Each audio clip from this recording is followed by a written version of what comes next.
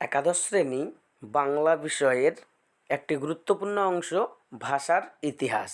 এই ভাষার ইতিহাস থেকে 2024 সালে যে প্রশ্নগুলি আসার মতো সেই প্রশ্নগুলি তোমাদের সামনে তুলে ধরলাম। এসো তাহলে প্রশ্নগুলি দেখে নিই। 1. অবর্গীভূত ভাষা কাকে বলে? এই ধরনের ভাষার পরিচয় দাও। 2. মিশ্র ভাষা কাকে বলে? এই ভাষার 4টি বৈশিষ্ট্য উল্লেখ করো। 3. খরোষ্ঠী অথবা কিউনিফর্ম লিপির সংক্ষিপ্ত পরিচয় দাও। 4. বাংলা ভাষার উদ্ভব কিভাবে হয়েছিল তা আলোচনা করো।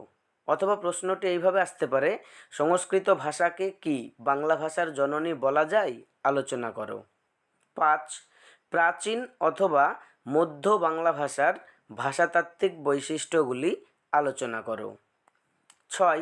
ব্রাহ্মী লিপি থেকে বাংলা লিপির বিবর্তনের বিভিন্ন পর্যায়গুলি সংক্ষেপে আলোচনা করো। 7. সাধু ও চলিত ভাষার পার্থক্যগুলি আলোচনা করো। 8. উপভাষা কাকে বলে?